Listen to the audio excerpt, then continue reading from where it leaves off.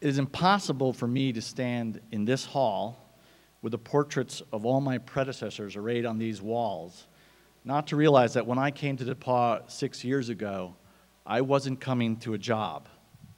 I was coming to an old place with traditions and stories and voices. I was coming to a nearly 200-year-old university. I was coming to East College and Bishop Roberts and Boulders and Goben Church. I was, of course, coming to your place. It's a unique feature of American higher education that the president of any college or university is quite often, if not always, not a graduate of the college they lead. American institutions, when picking presidents, engage in national searches, almost exclusively looking outside of themselves, bringing to their campus new people, people who don't know the stories, who didn't attend the classes, who don't have memories of their time on the ground. I was no different in 2008 and 2009, having come in here from Massachusetts, from another campus, the DePauw of the East. Some of you were here 5 years ago on Alumni Weekend of 2009 when I was brand new at DePauw and having just finished my first year on the job, a young man in his early 40s having just completed his freshman year at DePauw. My own freshman year at DePauw was a year like most freshmen have here. I was trying to figure out the names of all the buildings, the names of the faculty members, where the fraternities were. In my first few weeks on the job, I kept mixing up Pi Phi and Phi Psi.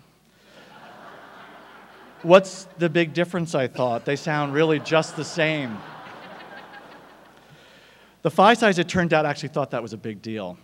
And what I want to tell you now is that in that first year, I really only had one thing to rely on, and it wasn't experience, and it wasn't familiarity. The one thing I had that year, particularly in the beginning, was a vision in my head, a movie almost, of what a college was supposed to be, what it's supposed to feel like and look like, and what a college was supposed to provide for young people and provide for a world sorely in need of special places, places with history and light and purpose. I had in my head a sense of what this school could be, DePauw. During the interview process, when DePauw was picking its new president, I actually snuck onto the campus for a day, taking several admissions tours and walking about the campus, trying to get a sense of it. Those tours and those early days when I was trying to absorb Lucy Rowland and Mason Hall and Royo West, they taught me something. They gave me something. You know, we go through life and we never know what we need.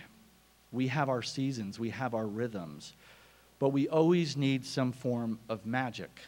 We need magic places.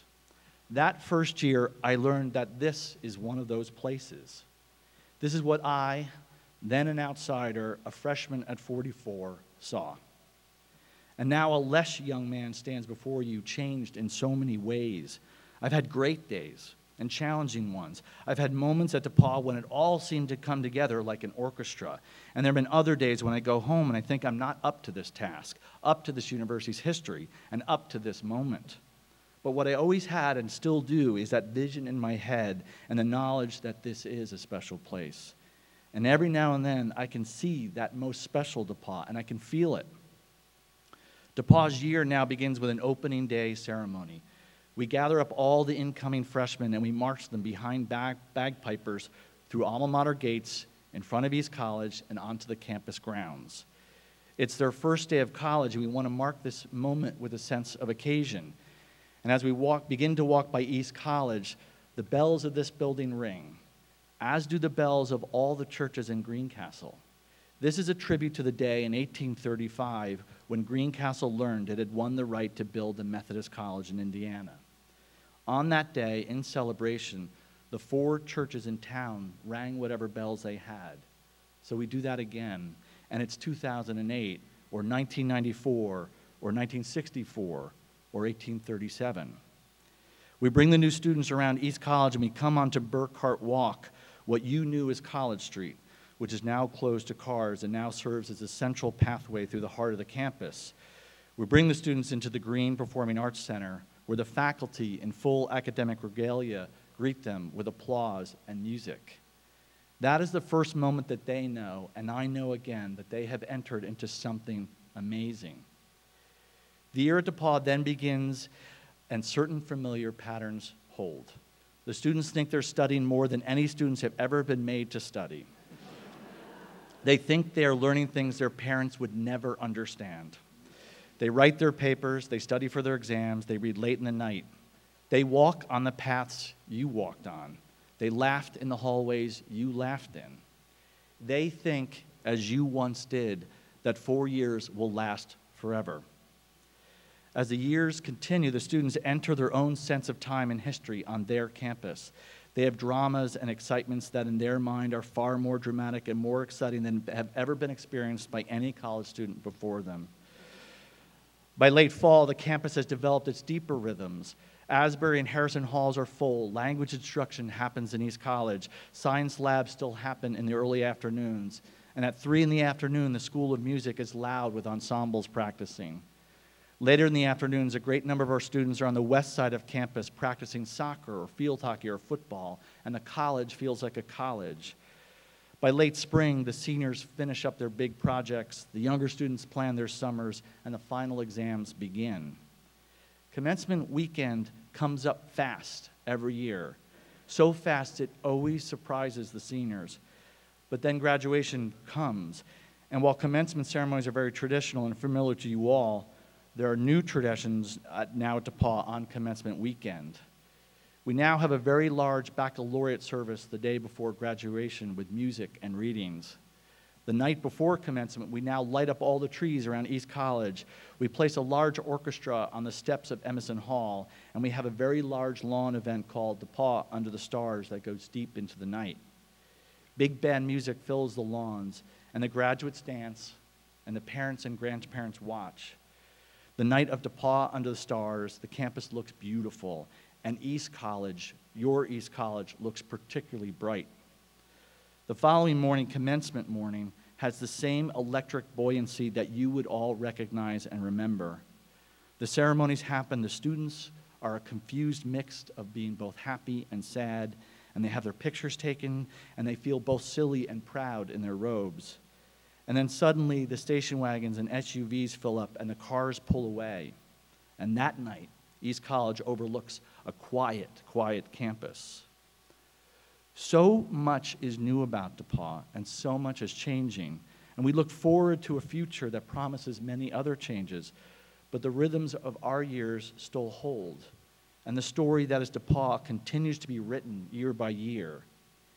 I know now that within the rhythms of the DePauw year is my job.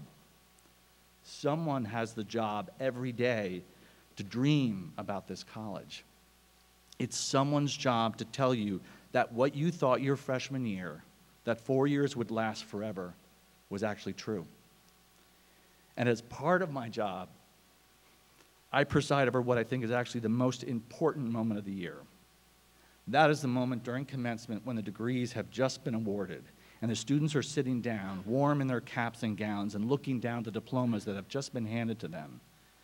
And while in the weeks leading up to commencement they look so sophisticated and so grown up, suddenly they look remarkably young again, just like they did on their first day. And at that moment, one of the quieter but most important traditions of DePauw University begins. And if you will indulge me, I would like right now for you to participate once again in this DePauw tradition. When you graduated, as was the case for decades, the then president of the university offered a charge to the graduating class. At this most recent commencement, and at the 5 others I've had the good fortune to oversee, I read this same charge to the graduating class. As I read it, I am reminded once again that it can still guide any lucky graduate of this wonderful university. I want you to remember this charge when you leave Greencastle yet again after this weekend and go back out into the world. You are DePauw, and you should remember what DePauw once asked of you and ask of you again as holders of DePauw degrees. So may I ask all graduates of DePauw to please stand so I may once again read you this charge.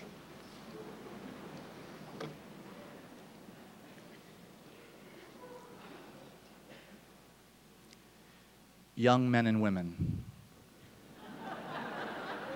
It's the charge. You have entered into a noble inheritance. You are heirs of all that is past. Prophets and sages, scholars and scientists, poets and public servants have wrought with patience and sought truth, and the abundant fruit of their toil is now yours. It is yours to use. It is yours to increase. It is yours to bequeath to your successors.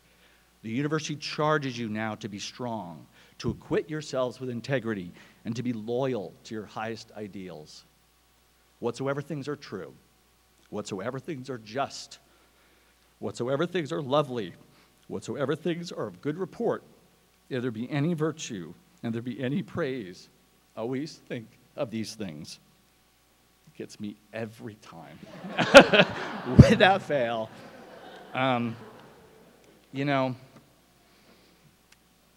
I love this school. And I love what you've given me, and I will take care of your school. And thank you for having me. Thank you.